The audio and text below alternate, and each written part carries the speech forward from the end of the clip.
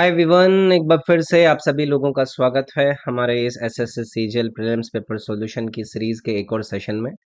आज के इस सेशन के अंदर हम 25 सितंबर 2025 की शिफ्ट नंबर 2 में पूछे गए जीके जीएस के क्वेश्चंस का डिस्कशन करेंगे।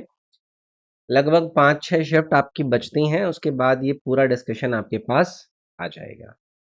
तो ये बहुत ज़्यादा आप लोगों को हेल्प करेगा, क्योंकि इसके अंदर ना सिर्फ मैंने शिफ्ट वाइज आपसे वो 25 सवाल डिस्कस करे, मैंने उन 25 सवालों से संबंधित और क्या-क्या बातें आप लोगों को पता होनी चाहिए, उन सभी बातों को आप लोगों को एक्सप्लेन किया है। तो इससे क्या होता है, हमारी जो अप्रोच होती है किसी कंटेंट को कवर करने की, वो काफ़ी ज़्यादा होलिस्टिक हो जाती है। कोई भी चीज़ हमसे मिसिंग नहीं रहती है। ठीक है? तो फटाफट से हम अपना इस डिस्कशन को ख़त्म करेंगे। ये बाकी के जितने भी शिफ्ट बची हैं उनको निपटाएँगे, और फिर उसके बाद ये जितना भी डिस्कशन हमने 46 टोटल शिफ्ट्स का किया है, इनमें से मैं सभी टॉपिक वाइज अपने जो क्लिप्स हैं उन्हें निकाल कर अलग-अलग टॉपिकल वीडियोस आपके लिए फुल लेंथ बना दूंगा। तो चलिए फिर डिस्कशन को शुरू करते हैं। पहला सवाल आपके सामने आपकी स्क्रीन पर कुछ इस प्रकार से ये रहा। तो इसमें पूछते हैं कि निम्नलिखित में से कौन सा उस सीमा को संदर्भित करता है जिस तरह किसी विशेष वस्तु की मांग कम हो जाती है क्योंकि अन्य लोग भी उस वस्तु का उपभोग कर रहे हैं। बहुत ही अच्छा सवाल है, एक बहुत ही प्रकार बढ़िया एक इफेक्ट पढ़ाया जाता है हमें इकोनॉमिक्स के अंदर, अभी समझाऊंगा आपको। Which of the following refers to the extent to which demand for a particular commodity decreases? क्यों? Because others are also consuming the same commodity. पहला ऑप्शन जो इन्होंने आपको दिया है स्नॉब इफेक्ट, मैं इसी को आप लोगों के लिए करेक्ट आंसर बोलूंगा, और इसको क्यों मैंने लगाया है वो भी मैं आपको समझाऊंगा।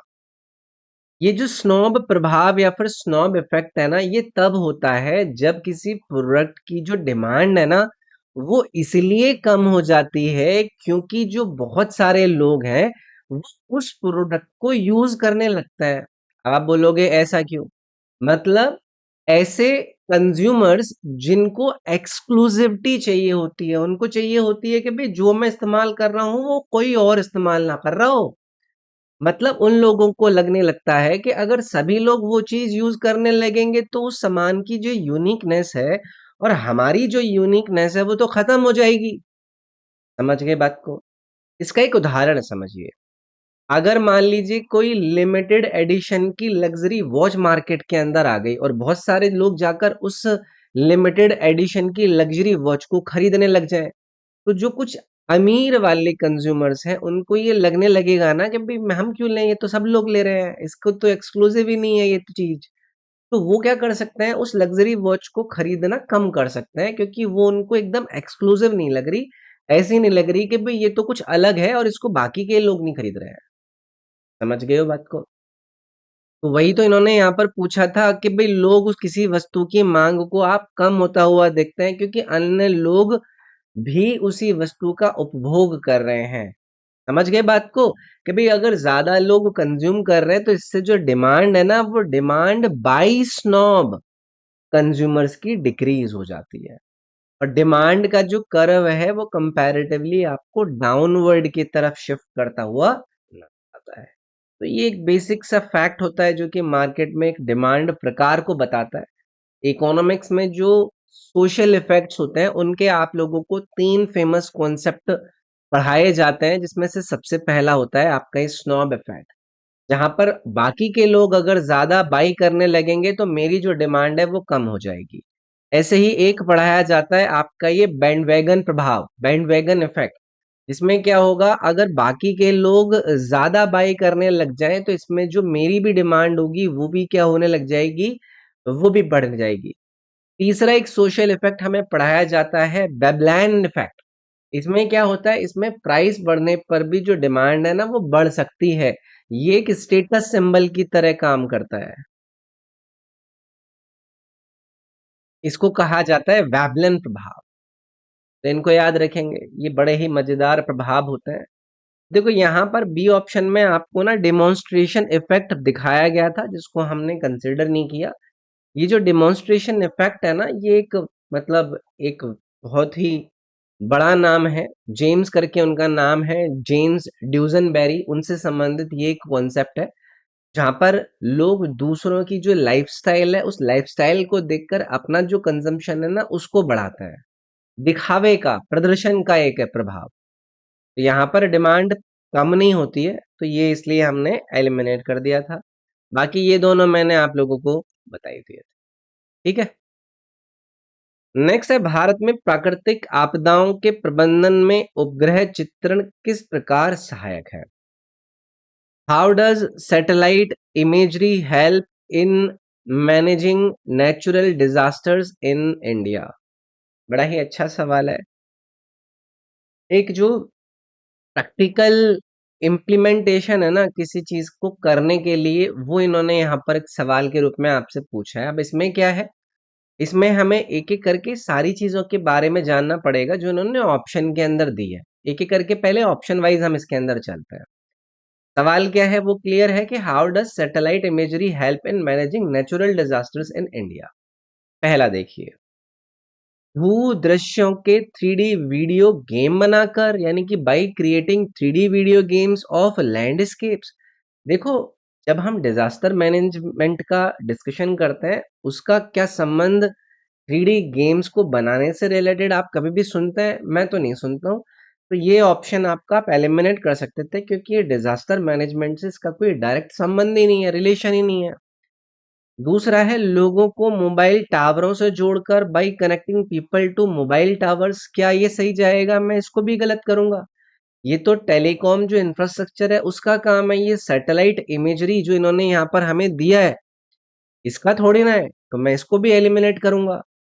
तीसरा है, प्रवासी पक्षियों पर नजर रखकर बाई ट्रैकिंग माइग्रेटरी बर्ड, मैं इसको भी एलिमिनेट करूंगा।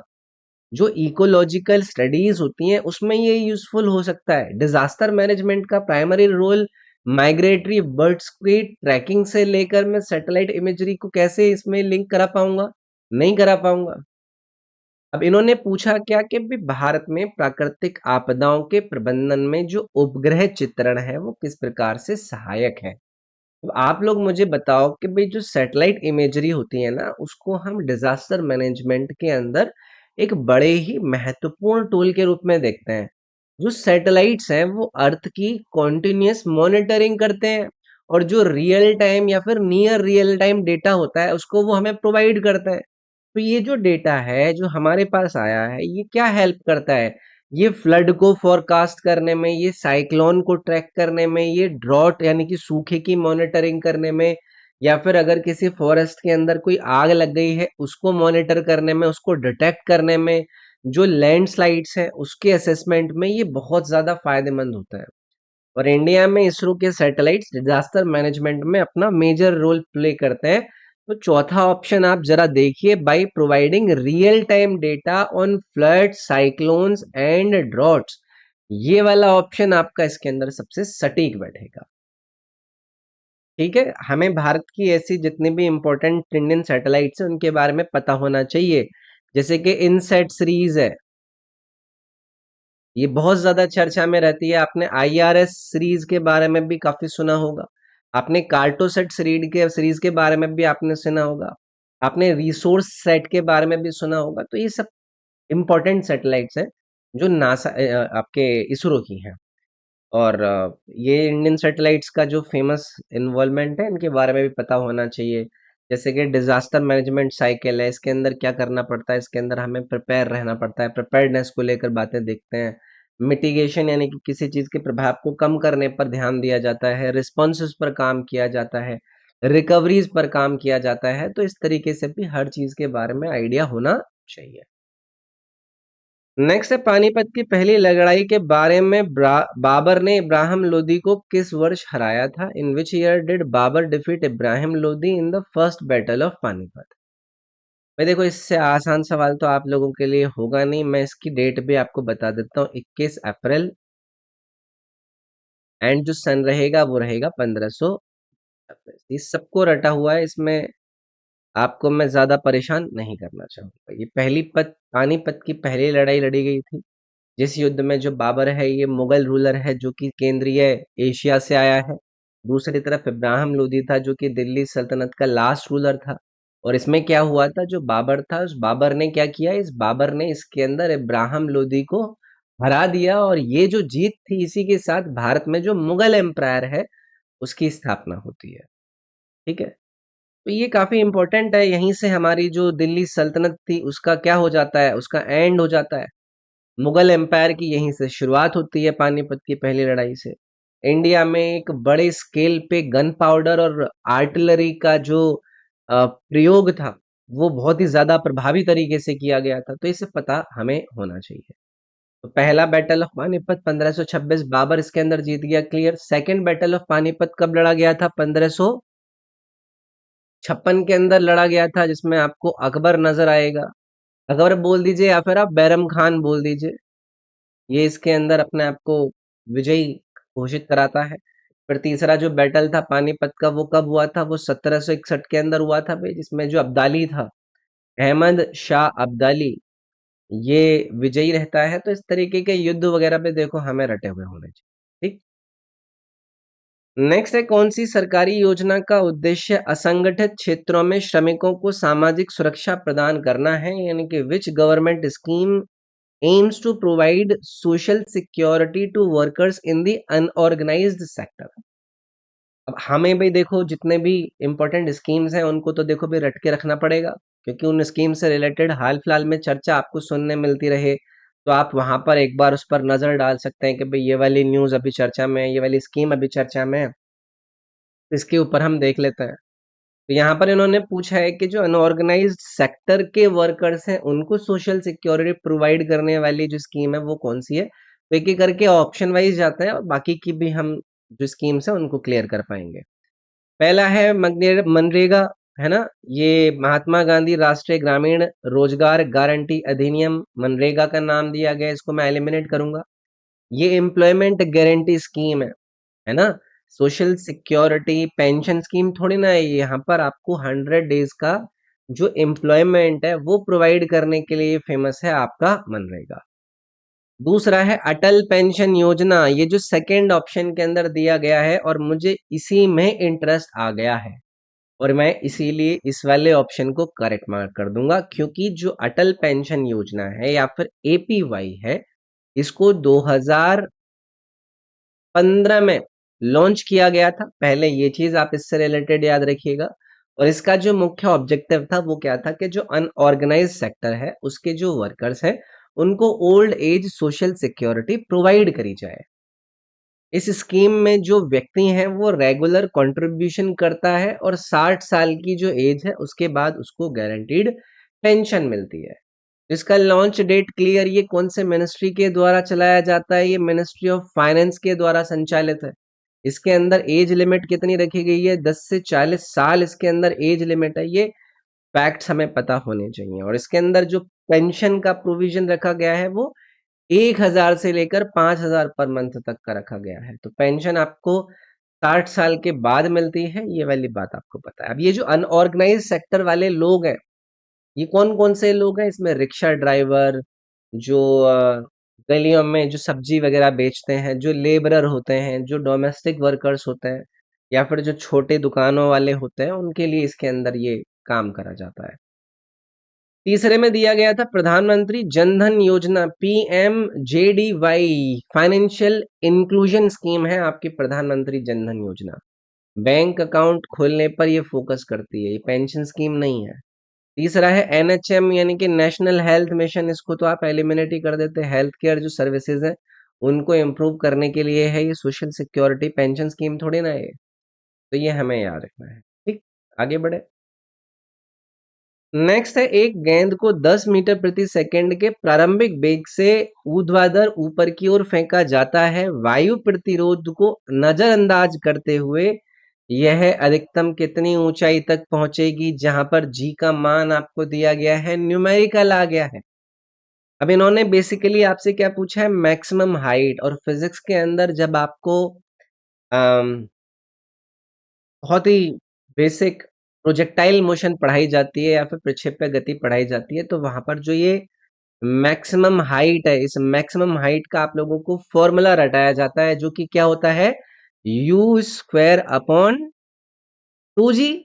गलत तो नहीं बोल रहा हूं, यहाँ पर जो u है वो क्या है, इसकी इनिशियल वेलोसिटी, प्रारंभिक वेग, वो इन्होंने आप लोगों को कितनी दे रखी है, 10 दे रखी है।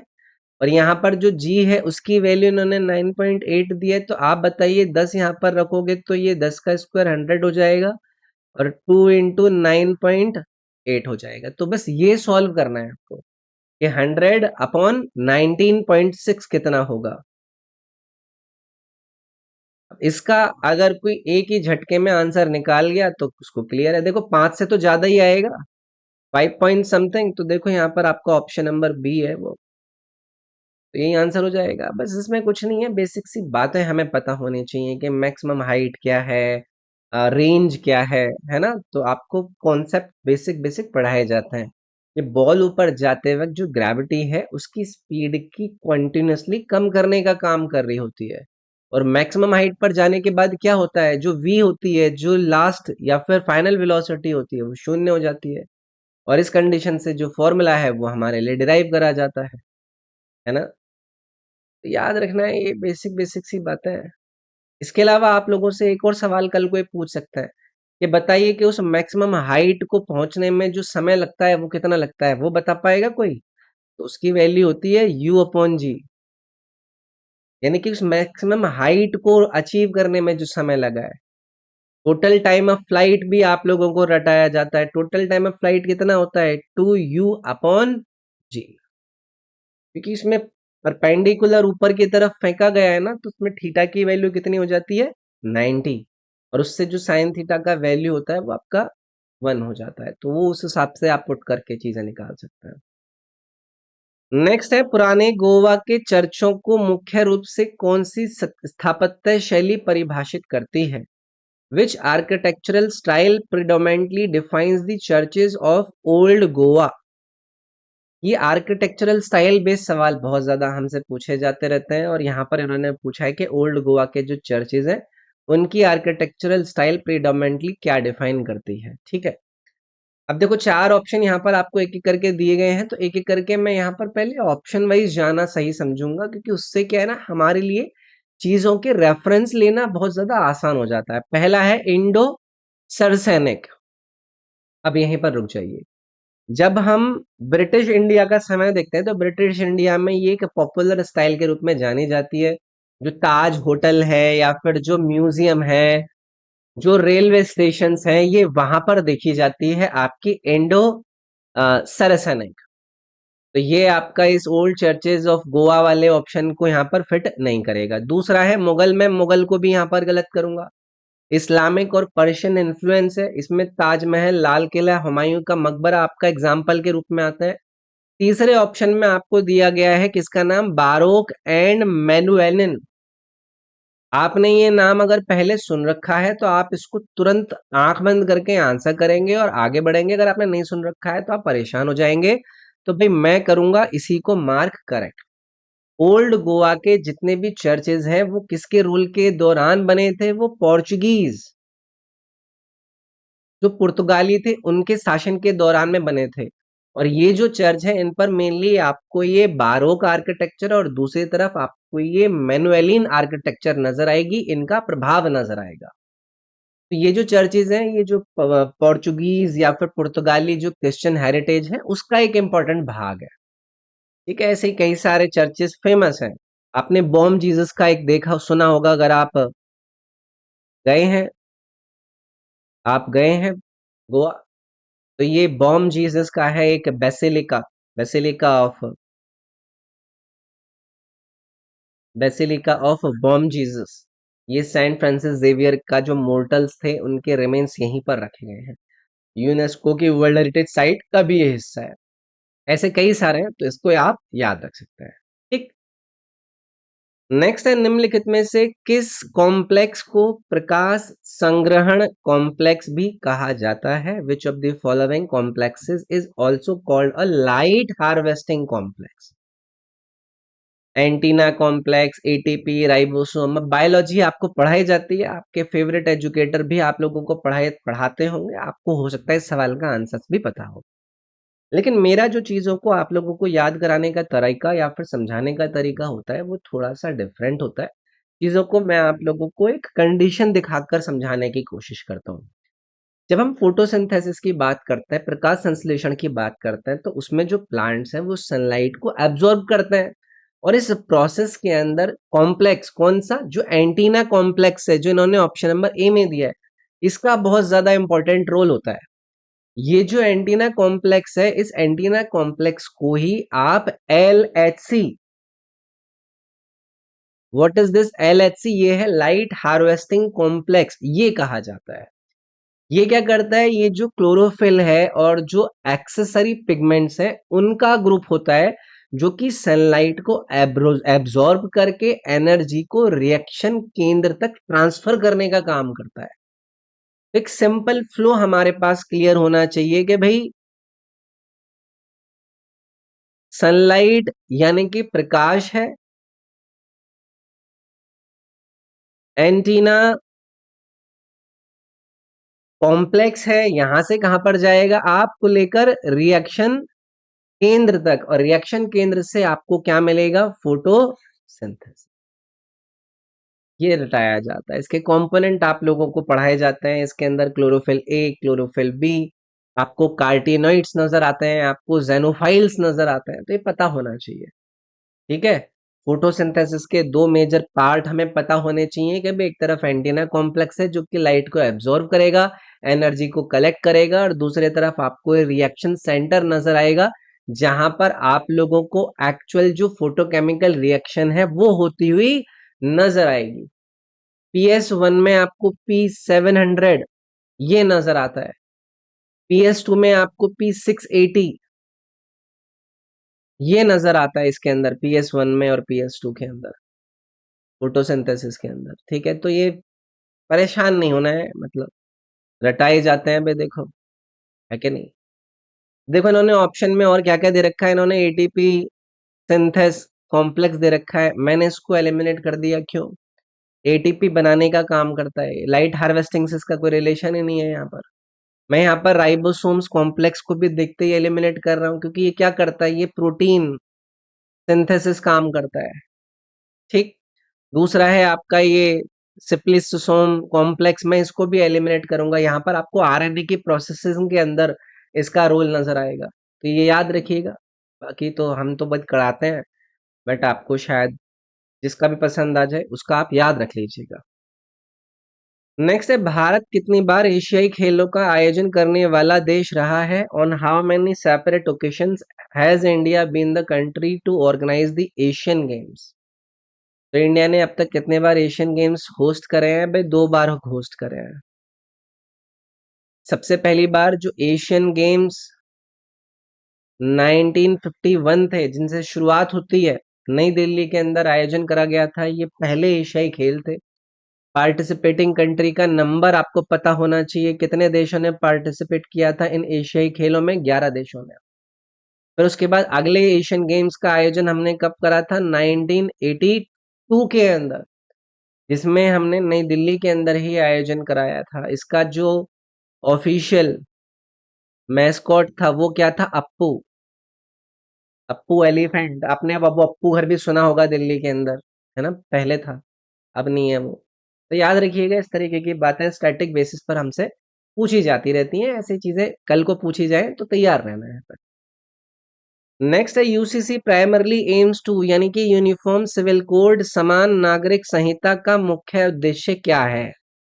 इस सभी लोगों के लिए चर्चित विषय तो सबसे बड़ा है, लेकिन अगर उसमें मैं किसी से भी इससे संबंधित एक्स्ट्रा बात पूछ लूं ना, तो आधों की इसके अंदर हवा खराब हो जाए। ऑप्शन वाइज आइए। आपराधिक कानून बदलना, यानी कि रिप्लेस क्रिमिनल लॉज, ये कोई सही आंसर रहेगा क्या? क्रिमिनल लॉज सबके लिए पहले ही कॉमन होते हैं, यूसीसी क्रिमिनल लॉ से रिलेटेड नहीं है। दूसरा है, अबॉलिश पार्लियामेंट्री डेमोक्रेसी, यानी कि संसदीय लोकतंत्र को हम खत्म करना है यूसीसी का प्राइमरी एम? बिल्कुल नहीं, यूसीसी का डेमोक्रेसी से कोई संबंध ही नहीं है। तीसरा है, विवाह, तलाक, उत्तराधिकार जैसे नागरिक मामलों पर एक समान कानून स्थापित करना। बस यही आपको नजर आएगा, और इसको देखते ही आप में से आधे लोग तुरंत फटाक से इसका करेक्ट आंसर मार्क कर देंगे। देखो, जब कभी भी यूसीसी का जिक्र होता है, इसके ऑब्जेक्टिव का जिक्र होता है, तो वही है कि भाई जितने भी सिटीजन्स हैं, जितने भी नागरिक हैं, उनके लिए सिविल मामले में से सारे के सारे जो कानून हैं वो समान हो, चाहे उनका धर्म कोई भी हो। अब इसमें आपका विवाह आ जाएगा, मैरिज, डाइवोर्स, आप अडॉप्शन कैसे कर रहे हैं, आप मेंटेनेंस कैसे कर रहे हैं, आप इनहेरिटेंस कैसे कर रहे हैं, आप सक्सेशन कैसे कर रहे हैं, ये सारी चीजें आती है। इसका कॉन्स्टिट्यूशनल बेसिस हमें पता होना चाहिए, इसका मेंशन हमारे कौन से आर्टिकल के अंदर नजर आएगा, सभी को पता है, आर्टिकल 44। आर्टिकल 44 डीपीएसपी का पार्ट है, directive principle of state policies का पार्ट है। यूसीसी का संबंध किससे है? इसका संबंध सिविल लॉ से है, सिविल लॉ से है, क्रिमिनल लॉ से नहीं है। समझ रहे हो? लेकिन आप लोगों को पता है, अगर आपसे पूछा जाए कि भाई यूसीसी को बार बार या फिर फ्रीक्वेंटली डिस्कस क्यों करा जाता है, क्योंकि पता है कि अभी इंडिया में अलग अलग रिलीजन्स के आपको पर्सनल लॉज नजर आएंगे। हिंदू पर्सनल लॉ है, मुस्लिम पर्सनल लॉ है, क्रिश्चियन पर्सनल लॉ है, पारसी पर्सनल लॉ है। और यूसीसी का जो कॉन्सेप्ट है, इन सबके लिए कॉमन सिविल लॉ स्टैब्लिश करने की ही तो बात करता है। तो ये आपका सी ऑप्शन यहाँ पर करेक्ट हो जाता है भाई। ठीक है, चलिए। 2025 में राष्ट्रीय अल्पसंख्यक आयोग के अध्यक्ष कौन है? Who is the chairperson of the national commission for minorities in 2025? Current affair के अंदर आपको हाल फिलहाल में कौन किस पद पर आपका कार्यरत है, उस पर आधारित ये सवाल है। तो यहाँ पर ये जो इकबाल सिंह लालपुरा का नाम इन्होंने बी विकल्प में दिया है, इनका नाम याद रखना है। ये एनसीएम के चेयरपर्सन रहे हैं। एनसीएम एक एक स्टैच्यूरी बॉडी है जो इंडिया में जितनी भी माइनॉरिटी कम्युनिटीज हैं उनके अधिकार या फिर उनके अधिकारों को सेफगार्ड या फिर उनके अधिकारों की सेफगार्डिंग की मॉनिटरिंग करने का काम करती है। तो ये एनसीएम काफी फेमस संस्था है, इस पर बहुत सवाल पूछे जाते हैं। कब स्थापित करी गई थी ये? 1992 में इसको स्टैब्लिश करा गया था। उस समय पर एक नेशनल कमीशन फॉर माइनॉरिटीज एक 1992 लाया गया था, उसके अंदर इसको स्टैब्लिश करा गया था। अच्छा, एक और सवाल आपसे अगर मैं पूछूं कि बताइए कि जो माइनॉरिटी कम्युनिटीज हमारे देश के अंदर जिनको रिकॉग्नाइज करा गया है, वो कौन कौन सी हैं? तो उसमें काफी सारे नजर आ जाएंगे। उसमें आपको मुस्लिम्स नजर आ जाएंगे, क्रिश्चियंस नजर आ जाएंगे, सिख नजर आ जाएंगे, बुद्ध नजर आ जाएंगे, पारसी नजर आ जाएंगे, और जैन्स को भी ऐड करा गया। जैन्स को इसके अंदर कब ऐड करा गया? 2014 से ऐड करा गया। तो ये पता होना चाहिए।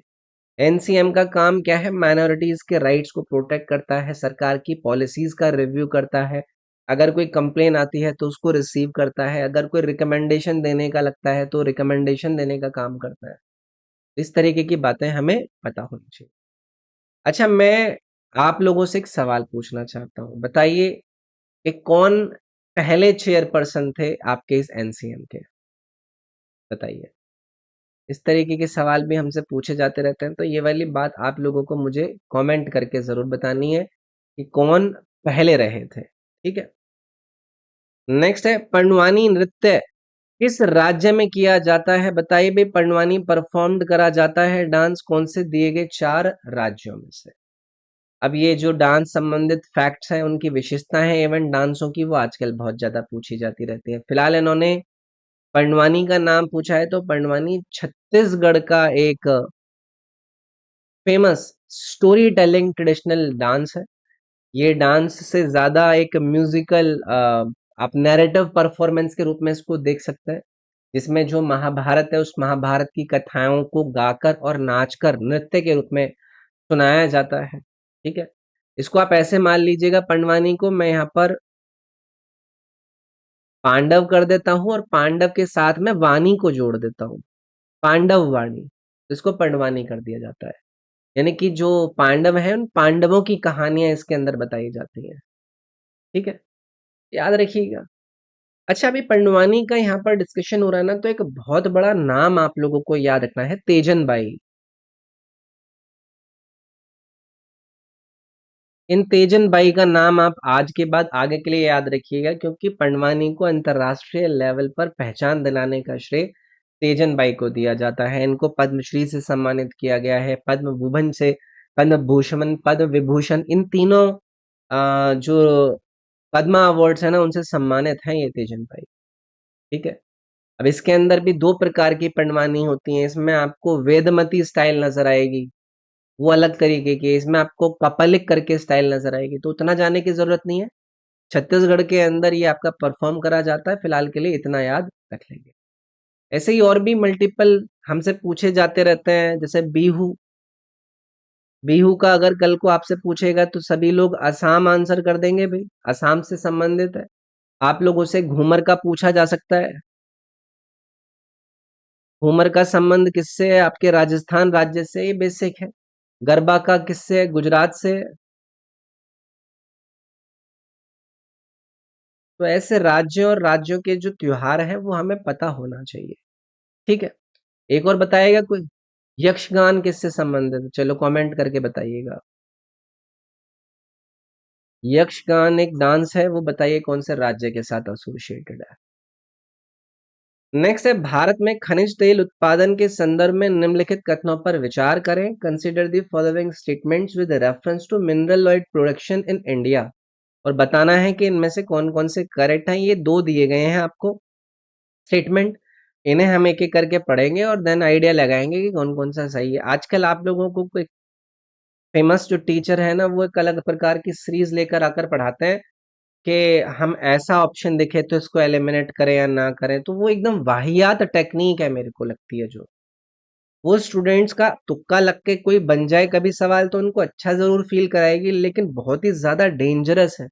अगर आपको ये चीजें फैक्चुअली नहीं पता तो आप कैसे आंसर लगा सकते हैं? खैर छोड़ो, उस पर नहीं जाता हूँ।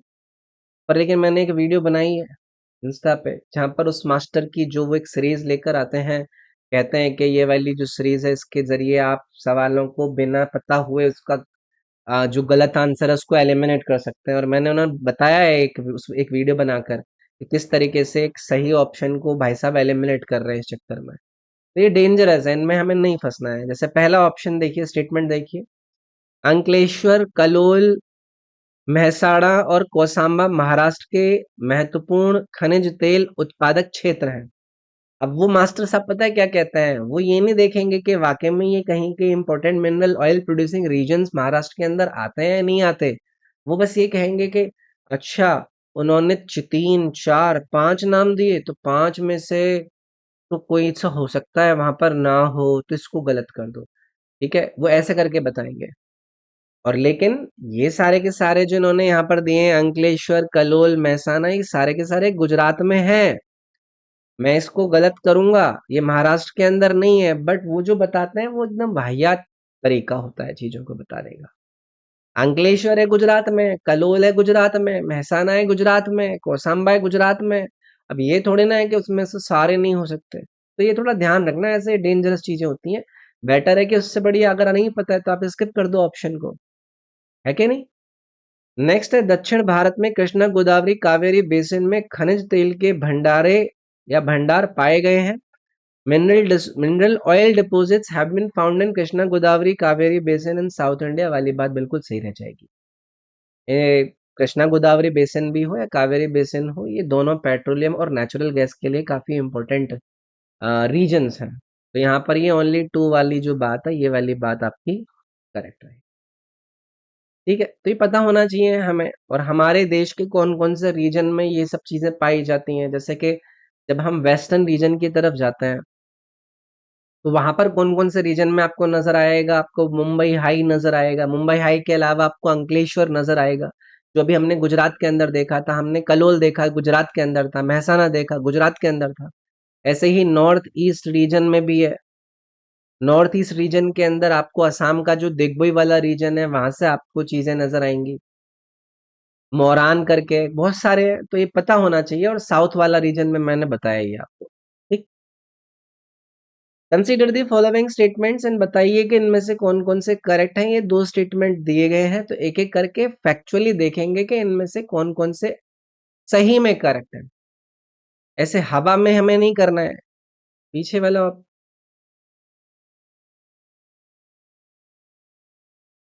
है?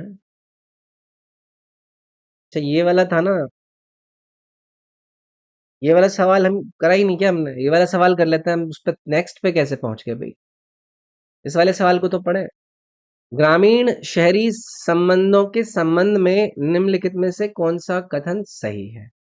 Regarding the rural urban linkages which of the following statements is or are correct? तो इसमें एक एक करके देखते हैं भाई। पहला स्टेटमेंट है, ग्रामीण और शहरी क्षेत्र अक्सर एक दूसरे के साथ प्रतिस्पर्धा में रहते हैं। मुझे क्या बहुत ज्यादा जानकारी की जरूरत है इस ऑप्शन को एलिमिनेट करने के लिए कि भाई क्या रूरल एंड अर्बन जो रीजन्स हैं वो ऑफन कंपटीशन में रहते हैं एक दूसरे के साथ?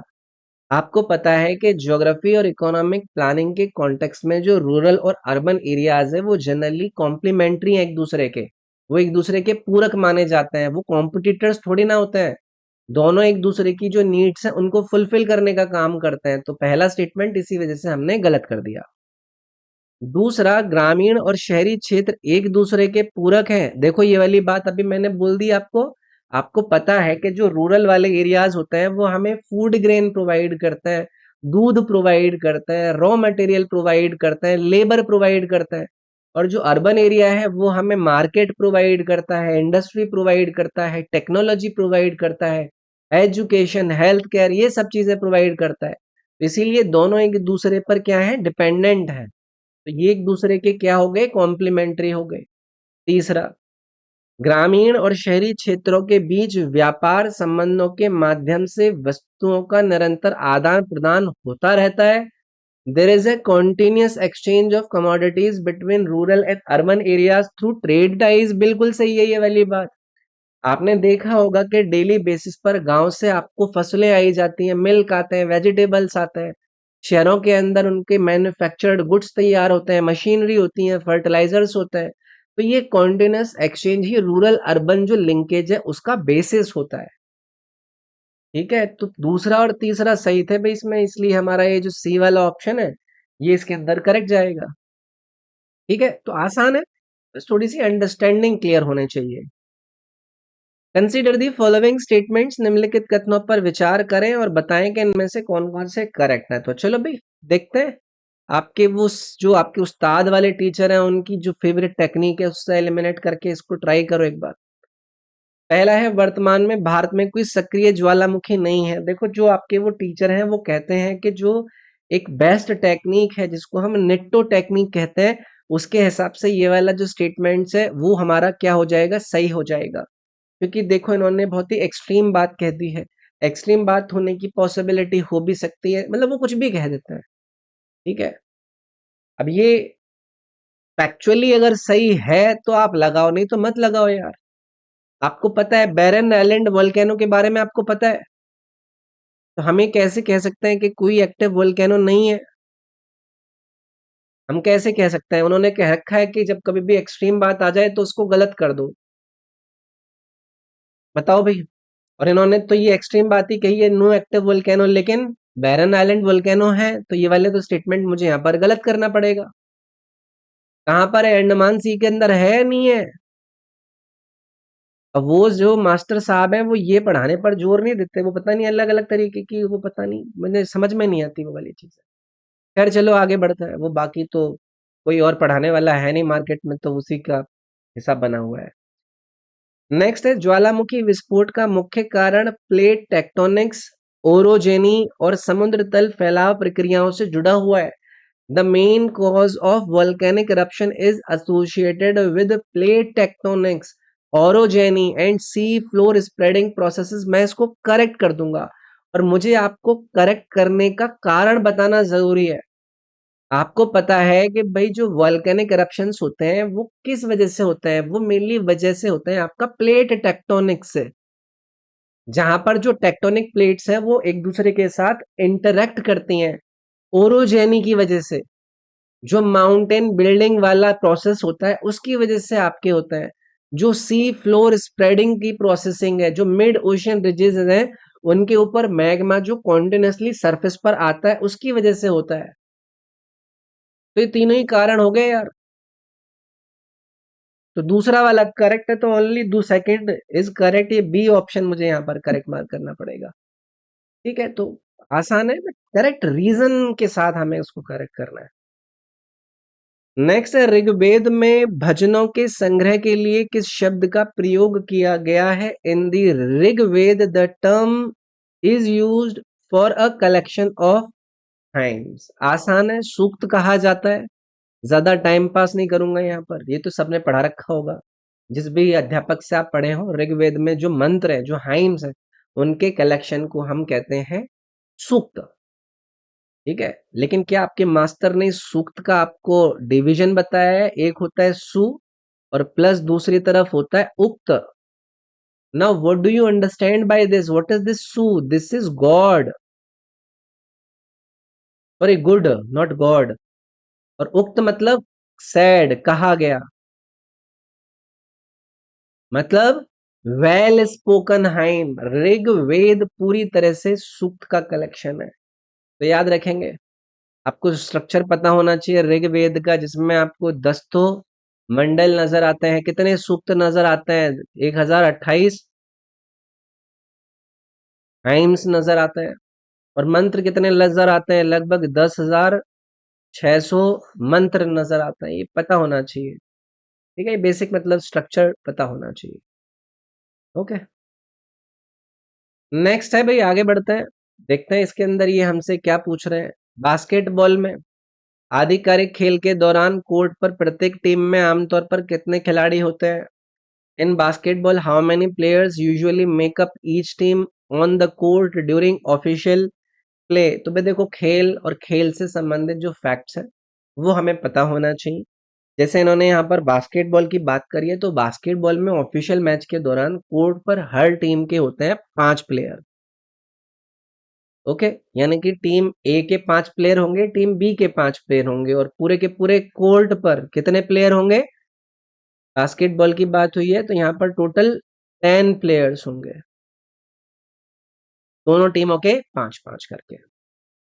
बास्केटबॉल की पोजीशंस भी मैंने आपको पढ़ाई है। जैसे कि पीजी करके एक पोजीशन होती है, इसको पॉइंट गार्ड कहता है। टीम का जो प्ले मेकर होता है, अटैक करता है, वो अटैक को ऑर्गेनाइज करता है। शूटिंग गार्ड करके एक पोजीशन होती है। चलो इस पर बाद में बात करेंगे। नेक्स्ट सवाल देखेंगे भाई।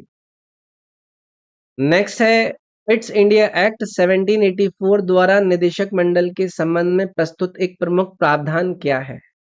What was one major provision introduced by the Pitt's India Act of 1784 concerning the Court of Directors? ये एक्ट हमारे लिए बहुत ज्यादा महत्वपूर्ण होता है।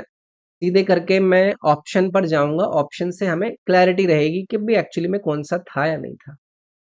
पहला है, इसने उन्हें भारतीय राज्यों के लिए कानून बनाने का अधिकार दिया। It granted them authority to make law for Indian states. ऐसा प्रोविजन नहीं था आपके पिट्स इंडिया एक्ट ऑफ 1784 में। दूसरा है, इसने उन्हें भारतीय प्रांतीय न्यायालयों को भंग करने की अनुमति दे दी, यानी कि it allowed them to dissolve Indian provincial courts. Pitt's India Act का ऑब्जेक्टिव ये भी नहीं था। इसने उन्हें नागरिक सैन्य मामलों में ब्रिटिश सरकार के प्रति जवाबदेह बना दिया, यानी कि it made them accountable to the British government in civil and military affairs. मैं इसको यहां पर करेक्ट कर दूंगा। क्यों?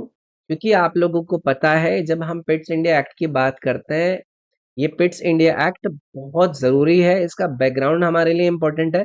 ब्रिटिश जो पार्लियामेंट था उसका ईस्ट इंडिया कंपनी पर ये एक पहला मेजर कंट्रोल था, लेकिन करप्शन और जो एडमिनिस्ट्रेटिव इश्यूज थे वो बिल्कुल कंटिन्यू रहते हैं। इसलिए फिर ये लाया गया आपका पिट्स इंडिया एक्ट 1784। ठीक है, इससे पहले जो आपका 1773 था, ये पहला वाला था। बहुत सारे काम हुए लेकिन काफी सारे काम नहीं हुए, और फिर लाया गया 1784 में पिट्स इंडिया एक्ट। ये एक्ट उस समय के जो ब्रिटिश प्राइम मिनिस्टर थे, विलियम पिट द यंगर, उनके नाम पर बना था। मेन प्रोविजन इस एक्ट में यही था कि ईस्ट इंडिया कंपनी के जो कमर्शियल फंक्शंस हैं उनको कंटिन्यू रखना, लेकिन जो पॉलिटिकल और एडमिनिस्ट्रेटिव मैटर्स हैं उनके ऊपर ब्रिटिश गवर्नमेंट का कंट्रोल एस्टैब्लिश किया जाएगा। तो जो कोर्ट ऑफ डायरेक्टर्स थे, उन कोर्ट ऑफ डायरेक्टर्स को सिविल, मिलिट्री और रेवेन्यू मैटर्स में ब्रिटिश गवर्नमेंट के प्रति अकाउंटेबल बना दिया गया। ठीक है, ड्यूअल कंट्रोल सिस्टम आता है। ड्यूअल कंट्रोल सिस्टम की हम बात करते हैं, जहां पर court of directors commercial matters, board of control के अंदर political matters, civil administration, military affairs, foreign affairs, ये सब दिए गए थे। तो एसएससी का काफी फेमस है ये मतलब एक्ट। ठीक। नेक्स्ट है, who is the author of the book the ocean of churn. The ocean of churn पुस्तक के लेखक कौन है? आपके सामने यहाँ पर 4 नाम दिए गए हैं। इनमें से आप संजीव सान्याल का नाम याद रखिएगा, काफी फेमस व्यक्ति हैं। बुक्स पर आधारित आपसे चीजें पूछी जाती रहती हैं। ये बुक भारतीय जो ओशियन है उसके एक ऐतिहासिक, इकोनॉमिक और कल्चरल इम्पोर्टेंस को एक्सप्लेन करती है, जिसको लिखा गया है संजीव सान्याल के द्वारा। एंशंट जो मैरीटाइम ट्रेड हुआ करता था, जो इंडियन ओशियन सिविलाइजेशन थी, जो कॉलोनियल एक्सपेंशन हुआ, जो ग्लोबल ट्रेड रूट्स हुआ करते थे, इन सभी के ऊपर इसके अंदर बात करी गई है। तो ये जो संजीव सान्याल है, ये बड़ा नाम है, ये बड़े इकोनॉमिस्ट के रूप में जाने जाते हैं, इतिहासकार, ऑथर, पॉलिटिकल कमेंटेटर के रूप में जाने जाते हैं। तो ये पुस्तक याद रखिएगा इनको लेकर। नेक्स्ट है, भारत में राष्ट्रीय खेलों के बारे में निम्नलिखित में से कौन सा कथन सही है? Which of the following is or are correct about national games in India. आपको 2 स्टेटमेंट दिए गए, इन दोनों में से बताना है कि कौन कौन सा करेक्ट है। पहला है, भारतीय ओलंपिक खेलों की शुरुआत 1926 में लाहौर में नौहरन और बक के प्रयासों से हुई। नौहरन और बक के एफर्ट से लाहौर 1924 इंडियन ओलंपिक की शुरुआत बन जाता है। इस वाले स्टेटमेंट को करेक्ट कर देंगे भाई। 1924 में लाहौर में पहला इंडियन ओलंपिक गेम्स ऑर्गेनाइज करा गया, जिसके पीछे ये जो एजी नौहरन और एचसी बक है, इनका बहुत बड़ा कंट्रीब्यूशन था। ये इंडियन स्पोर्ट्स मूवमेंट की स्टार्टिंग पॉइंट के रूप में भी माना जाता है समय। दूसरा है, दिल्ली में 10वें संस्करण के बाद 1940 में इनका नाम बदलकर राष्ट्रीय खेल कर दिया गया था। Renamed as national games in 1940 after the 10th edition in Delhi. क्या ये सही है? मैं इसको भी करेक्ट कर दूंगा। 1940 में दिल्ली में हुए जो 10वें इंडियन ओलंपिक गेम्स थे, उनका जो नाम है वो बदलकर नेशनल गेम्स रख दिया गया। और आज भी जो ये राष्ट्रीय खेल है, जो नेशनल गेम्स है, ये सबसे बड़ा डोमेस्टिक मल्टी स्पोर्ट्स इवेंट हमारे देश का माना जाता है। तो पहले इंडियन ओलंपिक गोल्स का आयोजन कहाँ पर हुआ था? 1924 में लाहौर के अंदर हुआ था। और पहले जो नेशनल गेम्स का आयोजन हुआ वो कब हुआ? वो 1940 के अंदर हुआ, रेनेमिंग के बाद। और कौन इसको ऑर्गेनाइज करता है? इसको आईओए ऑर्गेनाइज करता है, इंडियन ओलंपिक एसोसिएशन ऑर्गेनाइज करता है। ठीक है, तो दोनों ही करेक्ट थे, बोथ 1 and 2 आर करेक्ट की वजह से सी वाला ऑप्शन सही जाएगा इसमें। नेक्स्ट, कौन सी अखिल भारतीय सेवा राज्य संवर्गों को आवंटित की जाती है लेकिन केंद्र और राज्य द्वारा संयुक्त रूप से नियंत्रित की जाती है? Which all India service is allotted to state cadres but controlled jointly by center and state? बहुत ही सिंपल सा और बहुत ही कॉमन सा सवाल है। आपको पता है कि जो ये आईएएस ऑफिसर्स होते हैं, उनको रिक्रूटमेंट के बाद किसी स्टेट कैडर या जॉइंट कैडर तो अलॉट किया जाता है। जैसे कि आप लोगों को एजी एमयूटी कैडर का नाम पता होगा, आपको राजस्थान कैडर का नाम पता होगा, आपको यूपी कैडर का नाम पता होगा, आपको तमिलनाडु कैडर का नाम पता होगा। तो ऑफिसर स्टेट में काम करता है, लेकिन सर्विस का जो कंट्रोल होता है वो स्टेट गवर्नमेंट और सेंट्रल गवर्नमेंट दोनों के पास होता है। और इसी वजह से आईएएस को हम ऑल इंडिया सर्विसेज का नाम देते हैं। ठीक है, तो चलिए फिर इसी बात पर इस पूरे के पूरे सवाल के अंदर आपको कुछ कॉन्स्टिट्यूशनल बेसिस नजर आया? क्या मैं इसके अंदर आर्टिकल 312 डिस्कस कर सकता हूं? आपको पता है कि पार्लियामेंट को ऑल इंडिया सर्विस क्रिएट करने की पावर देने वाला आर्टिकल कौन सा है? आर्टिकल 312 ही है। जो अभी प्रेजेंट ऑल इंडिया सर्विसेज है हमारे देश के अंदर, वो कौन कौन सी हैं? वो आईएएस है, जिसको हम इंडियन एडमिनिस्ट्रेटिव सर्विस कहते हैं। वो आईपीएस है, जिसको हम इंडियन पुलिस सर्विस कहते हैं। वो आईएफओएस है यानी कि इंडियन फॉरेस्ट सर्विस है। ध्यान रहे, जो आईएफएस है यानी कि फॉरेन सर्विस, वो ऑल इंडिया सर्विस नहीं है। ठीक है, ये चीज जरूर याद रखना है आपको। नेक्स्ट है, भारत छोड़ो आंदोलन के दौरान वह प्रमुख नेता कौन थे जिन्हें 1942 में मुंबई के गोवालिया टैंक मैदान में भारत ध्वज फहराने के लिए याद किया जाता है?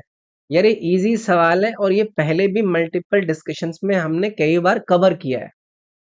सवाल ने क्या पूछा है कि who was the prominent leader during the quit India movement remembered for hoisting the Indian flag at the Gwalior tank मैदान इन मुंबई इन 1942।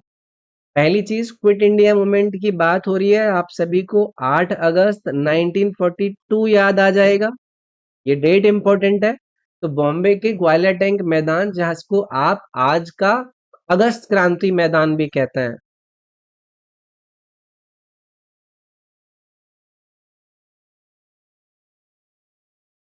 अगस्त क्रांति मैदान के नाम से इसको जाना जाता है। इसमें कांग्रेस ने क्विट इंडिया रेजोल्यूशन को पास किया। ब्रिटिश गवर्नमेंट ने गांधी जी, नेहरू जी, पटेल जी और अन्य जो टॉप लीडर्स थे उनको तुरंत अरेस्ट कर लिया। और इस सिचुएशन में जो अरुणा असफ अली हैं, जिनको नाम बी विकल्प में दिया गया है, इन्होंने 9 अगस्त 1942 को तिरंगा फहराया और मूवमेंट को कंटिन्यू रखा। और इस वजह से इन्हें heroine of quit India movement के नाम से भी जाना जाता है। ठीक है। हरित क्रांति अपने प्रथम चरण 1960 के दशक के मध्य से 1970 के दशक के मध्य तक में निम्नलिखित में से किस क्षेत्र में काफी हद तक अप्रभावी रही? The Green Revolution in its first phase mid 1960s to mid 1970s was largely ineffective in which of the following regions? Ineffective इन्होंने पूछा है जहां पर उनका प्रभाव आपको देखने के लिए ना मिला हो। तो ये एक जबरदस्त सवाल है। देखो, ग्रीन रेवोल्यूशन का जो फर्स्ट फेज है वो मेनली उन्हीं एरियाज में सक्सेसफुल रहा था जहां पर इरिगेशन की जो फैसिलिटीज थी वो अच्छी थी, जो फर्टिलाइजर्स थे वो वहां पर अवेलेबल थे, जो HYV यानी कि हाई यील्डिंग वेराइटी सीड्स का जहां पर यूज हुआ था। तो सबसे ज्यादा बेनिफिट मिलने वाले राज्य कौन से थे? आपको पंजाब राज्य था, आपका हरियाणा राज्य था, आपका वेस्टर्न उत्तर प्रदेश राज्य था। तो यहाँ पर बेनिफिट मिले थे, लेकिन जो ये बिहार है, उस समय पर इरिगेशन इंफ्रास्ट्रक्चर वीक था। जो मॉडर्न फार्मिंग की टेक्निक्स थे वो वहां पर लिमिटेड यूज होता था। तो ये वाला वो समय है जहां पर बिहार स्ट्रगल करता है भाई। ठीक है। हरियाणा के अंदर भी, तमिलनाडु के अंदर भी, मतलब लार्ज लेटर फेज में ग्रीन रेवोल्यूशन पहुंच गया था वहां तक भी। ठीक है। नेक्स्ट है एलपीजी सुधारों में जो पी है उसका क्या अर्थ है? What does P is NPG reforms stands for? कितना आसान सवाल है। आपको पता है कि 1991 के जो इकोनॉमिक रिफॉर्म्स थे उनको हम कॉमनली इन एलपीजी रिफॉर्म्स के नाम से जानते हैं, जहां पर एल क्या है? एल है लिबरलाइजेशन। ठीक है। पी क्या है? पी है प्राइवेटाइजेशन। तो ये ऑप्शन नंबर बी में इन्होंने दे रखा है आपको, तो बी ऑप्शन लगा दूंगा भाई मैं यहाँ पर। तो ये याद होना चाहिए, कई बार डिस्कस कर चुके हैं कि 1991 में इंडिया काफी सीवियर इकोनॉमिक क्राइसिस से गुजर रहा था। फॉरेन जो एक्सचेंज था उसके रिजर्व्स बहुत कम हो गए थे हमारे। फिस्कल डेफिसिट हमारे देश पर हाई था। जो बैलेंस ऑफ पेमेंट्स का क्राइसिस था वो आ गया था। तो उस समय के जो prime minister PV Narasimha Rao थे और उस समय के जो वित्त मंत्री मनमोहन सिंह जी थे, इन्होंने इन रिफॉर्म्स को लॉन्च किया। प्राइवेटाइजेशन का एक्चुअली में यानी कि निजीकरण का मतलब क्या होता है? कि जो सरकार की ओनरशिप और कंट्रोल है वो कम करना और प्राइवेट सेक्टर की पार्टिसिपेशन को इंक्रीज करना। जैसे कि एग्जांपल में हम डिसइन्वेस्टमेंट का नाम सुनते हैं, हम प्राइवेट इन्वेस्टमेंट को इंकरेज करने की बात करते हैं, हम कंपटीशन के बढ़ाने की बात करते हैं। ठीक है। आगे बढ़ेंगे भाई। अगला सवाल, आदित्य एल1 को L1 तक पहुंचने में कितने दिन लगे भाई? Aditya L1 took how many days to reach this L1? एक अच्छा सवाल है, स्टैटिक सवाल है। पहले आदित्य एल1 पर बहुत सवाल हमने डिस्कस किए। इंडिया का पहला डेडिकेटेड सोलर मिशन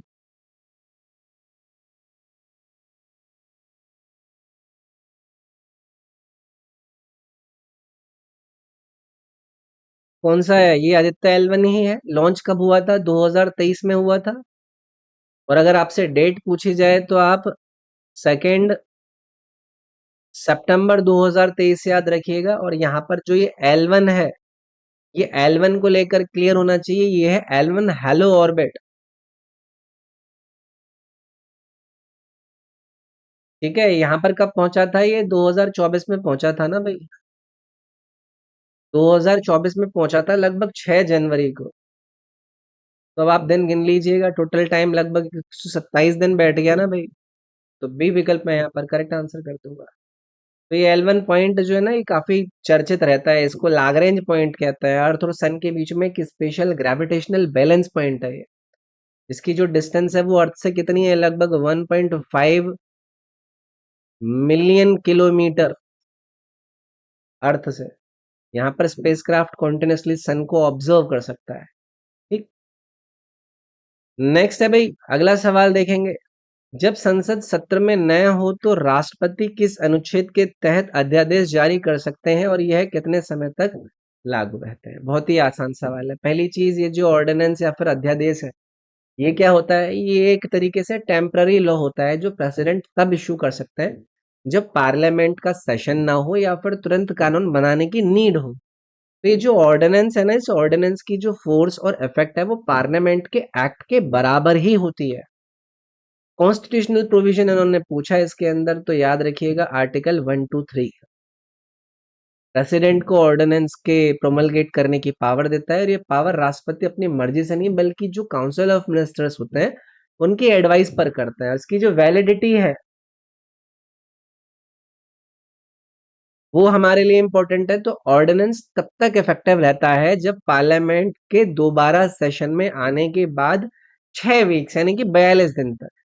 अगर इस पीरियड के अंदर पार्लियामेंट ऑर्डिनेंस अप्रूव कर देता है तो ऑर्डिनेंस एक एक्ट बन जाता है।